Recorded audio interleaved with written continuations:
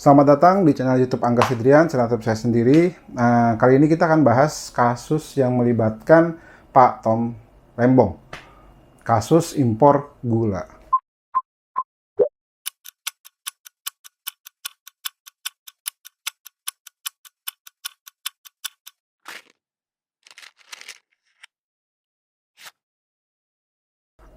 Kebetulan saya minggu lalu itu hadir di sidangnya Pak Tom Lembong di PN Jakarta Pusat. Tapi saya hadir nggak terlalu lama karena sidangnya sendiri molor, mestinya terjadi jam 10, tapi dia baru mulai sekitar jam setengah 12. Jadi saya cuma mampir sebentar, yang penting ketemu Pak Tom. Lalu ngikutin mungkin sekitar 30 menit sampai 1 jam lah saya di ruangan gitu ngikutin prosesnya di awal. Tapi kebayang lah suasana sidang tersebut seperti apa. Nah, sekarang kita akan coba bahas update kasusnya.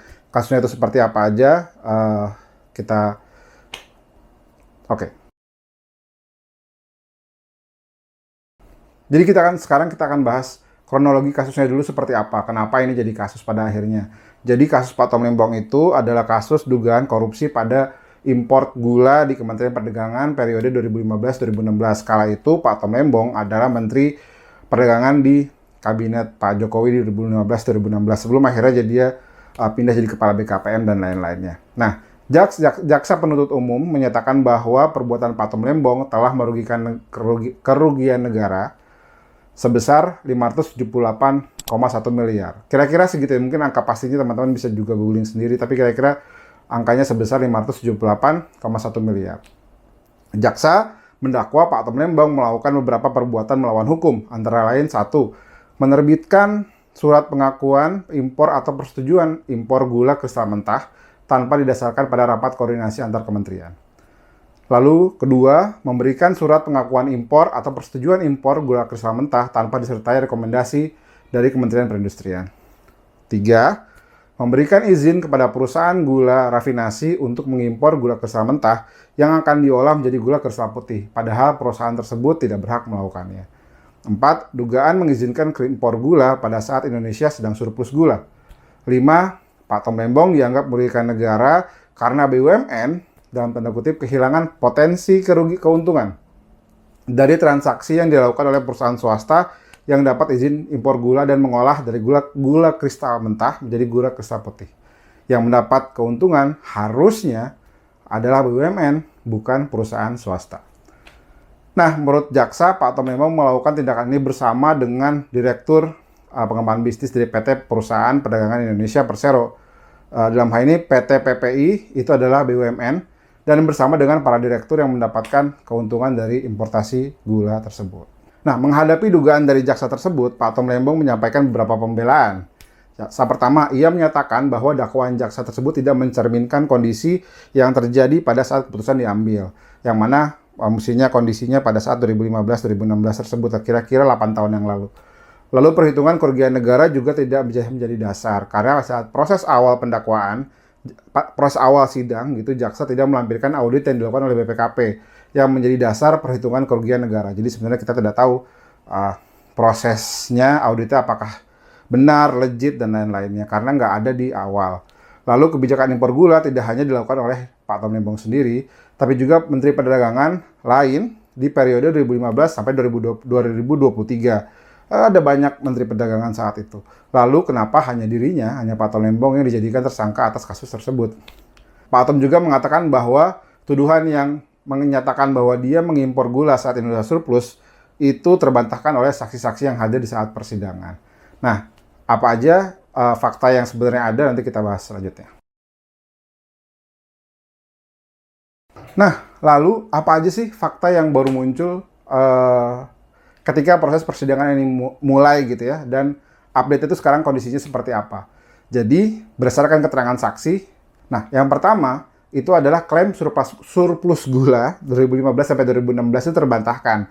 Jadi ada saksi namanya Robert J. Bintario, mantan Direktur Bahan Pokok Strategis di Kementerian Perdagangan, menyatakan bahwa nggak ada surplus gula tahun 2015-2016. Fakta ini tuh tercatat dalam risalah rapat koordinasi Kementerian Koordinator Perekonomian di akhir 2015. Lalu ada saksi atas nama Susi Herawati, Kepala Subdirektorat Badan Pertanian Kemendak, saat itu menegaskan bahwa impor dilakukan untuk memenuhi kebutuhan industri, jadi bukan untuk memenuhi kebutuhan masyarakat langsung.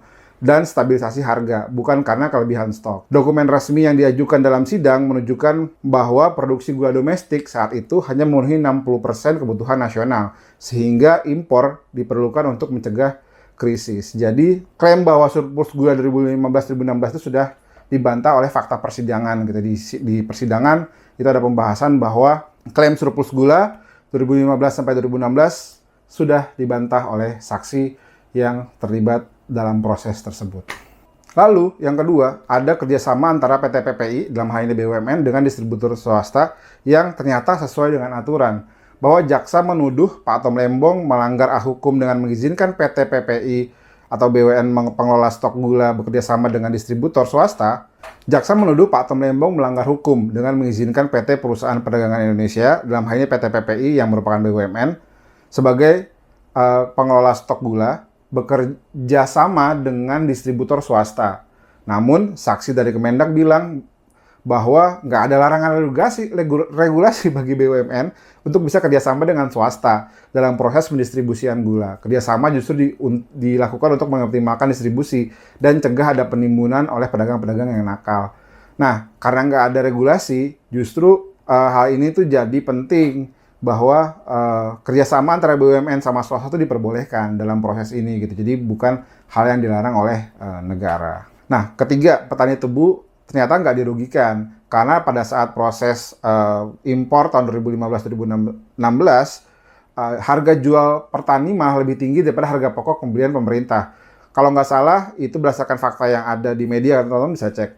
Itu adalah harga petani tebu di Jawa Timur itu sekitar 12.500 per kilogram. Sedangkan harga HPP pemerintah, harga pembelian pemerintah itu ada di 9.100 gitu. Jadi karena harga jualnya mereka lebih mahal ya, mereka nggak dirugikan sama sekali bahwa pemerintah itu nggak beli ke mereka, ya karena mereka bisa jual lebih mahal. Dan juga perlu digarisbawahi seperti yang tadi disampaikan bahwa penjualan ini impor yang dilakukan ini itu untuk memenuhi kebutuhan industri, bukan dikonsumsi masyarakat biasa gitu. Jadi supaya industri bisa beli gula dan gulanya tersedia di pasar. Yang keempat itu audit BPK versus audit BPKP.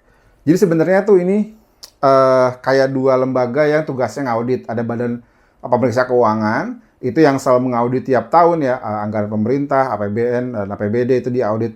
Nanti kalau misalnya ada temuan, ada kasus korupsi, ada kasus kerugian negara, biasanya dalam tahun tersebut BPK itu akan memberikan catatan. Kalau terlalu banyak, catatannya bisa disclaimer. Kalau masih bisa ditanggulangi, itu biasanya catatannya wajar dalam pengecualian. Kalau misalnya full, itu wajar tanpa pengecualian. Nah, dalam kasus ini di BPK itu nggak menemukan nih di audit pada 2015-2016 dia kaitan sama kebijakan impor yang dilakukan oleh Pak Tom Lembong. Tapi BPKP itu mencatat ada kerugian negara, potensi kerugian negara itu sekitar 578,1 miliar klaimnya dari jaksa. Nah, itu kira-kira jadi ada dua hasil audit yang dilakukan sama dua lembaga negara yang berbeda kira-kira gitu.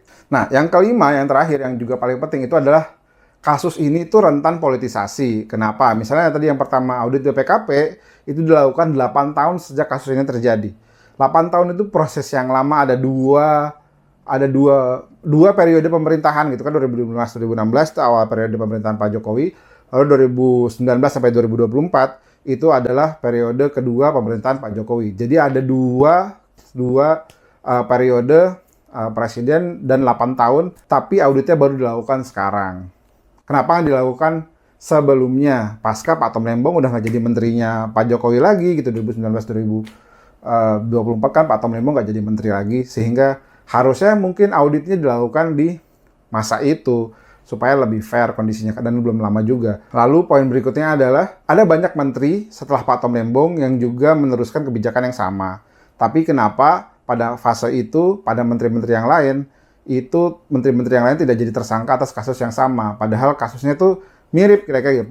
Polanya tuh mirip gitu. Lalu yang terakhir, adalah ada hakim anggota yang bertugas dalam kasus ini itu terlibat kasus suap pembebasan terdakwa CPO atau kelapa sawit gitu yang baru-baru ini juga diungkap gitu. Makanya setelah kasus itu diungkap, setelah hakim ini hakim ini jadi terduga tersangka kasus suap gitu, hakim ini diganti oleh pengadilan nggak lagi mengawal kasusnya Pak Tom Lembong gitu. Jadi karena ada dugaan-dugaan ini gitu, jadi kasus ini tuh rentan dipolitisasi juga gitu, sehingga perlu dibuka seterang-terangnya kasus ini tuh seperti apa. Simpulannya, terlepas dari kasus Pak Tom ini bersalah atau enggak, gitu, Pak Tom ini divonis bersalah atau enggak, kita tuh harus memperhatikan kasus ini secara lebih lengkap dan lebih jelas. Fakta yang ada saat ini memperlihatkan Pak Tom nggak dapat sepeser pun uang dari kasus yang ada. Jadi Pak Tom itu nggak dapat uang sama sekali. Tuduhannya adalah memperkaya orang lain, menghasilkan kerugian negara. Tapi yang perlu dicatat, kerugian negara itu bukan uang yang hilang. Dalam kasus ini ya, dalam kasus ini kerugian negara yang diklaim itu adalah bukan uang yang hilang. Tapi yang diklaim adalah kerugian akibat hilangnya potensi keuntungan. Apa sih potensi keuntungan itu gitu ya? Jadi gini, misalnya seharusnya BUMN kalau bertransaksi itu dapat keuntungan X. Let's say 50. Nah, tapi karena BUMN ini nggak terlibat, yang terlibat adalah perusahaan swasta, 50 yang ini itu jadi terbagi ke perusahaan-perusahaan swasta yang mengimpor gula itu gitu. Nah, jadi dalam kasus ini, karena BUMN itu harusnya dapat 50, tapi ternyata BUMN nggak dapat 50, yang dapatnya swasta, nah itu dianggapnya merugikan negara. Tapi kira-kira gambarannya gini ya. Kira-kira gambarannya gini deh. Ada pom bensin, satu milik BUMN, satu non BUMN, ya ini satu BUMN, satu non BUMN. Masyarakat memilih untuk ngisi di pom bensin yang non BUMN, bukan yang BUMN nih, sehingga mestinya yang BUMN ini dapat untung 100 karena harusnya semua masyarakat beli ke situ, tapi masyarakat beli di pom bensin non BUMN, sehingga yang dapat keuntungannya adalah perusahaan non BUMN yang jual bensin tadi gitu. Nah, pejabat pemerintah yang mengizinkan perusahaan non BUMN ini mengimpor BBM itu dijadikan tersangka karena dianggap menghilangkan potensi keuntungan dari perusahaan BUMN. Gitu kira-kira gambarannya. Lucu sih bagi saya, mungkin bagi teman-teman enggak, mungkin bagi teman-teman enggak dianggap itu lucu, tapi kira-kira gitu. Jadi karena ada potensi keuntungan yang hilang, maka dianggap merugikan negara. Gitu. Nah, dalam hal ini, makanya kita perlu menjaga ini sama-sama, supaya kasus ini tuh benar-benar kasus, kalau memang benar kasusnya korupsi, faktanya sesuai fakta yang ada, ya sudah gitu, memang bersalah. Tapi ketika misalnya tidak ada faktanya nggak bicara seperti itu, dan memang kondisinya nggak seperti itu, ya harusnya kasus ini clean and clear sih gitu, nggak ada masalah dalam prosesnya gitu. Mungkin ada masalahnya karena Pak Tom Lembongnya sendiri. Nah oke. Segitu dulu pembahasan kasus kita, update kasusnya Pak Tom Lembong. Menurut saya mari kita jaga sama-sama, mari kita awasi sama-sama, jangan sampai ada orang yang harusnya salah tapi jadi tidak salah, dan yang tidak salah harusnya tidak salah malah jadi salah. Karena kita bisa ngomongin, wah, ayo dukung undang-undang perampasan aset, hukum mati koruptor, dan siapapun itu. Kalau proses kasusnya berjalan tidak benar, lalu ada vonis yang salah, maka yang dosa adalah kita semua gitu. Yang dirugikan juga orang yang harusnya nggak salah tapi jadi salah gitu. Jadi sebelum semuanya itu bisa bekerja dengan baik, kaitan sama mau itu undang-undang perampasan aset, mau itu mau hukum mati koruptor. BTW saya nggak setuju ada hukuman mati, karena itu tidak bisa dikembalikan kalau misalnya ada kesalahan dalam proses pengadilan dan proses penuntutan. Tapi apapun itu prosesnya, yang paling penting itu adalah proses pengusutannya, proses pengadilannya, dan proses lain-lainnya itu dijalankan dengan bersih, akuntabel, tanpa ada tendensi politik dan motif politik dari siapapun. Gitu, sampai jumpa lagi di channel saya. Kalau misalnya terbantu, ngerasa dapat manfaat, silahkan share, subscribe, lalu bagikan ke semua orang yang kira-kira juga punya concern yang sama terhadap isu ini, gitu. Jangan cuma buka media sosial aja, tapi juga buka pikiran dengan dengerin yang bermanfaat buat kalian. Terima kasih.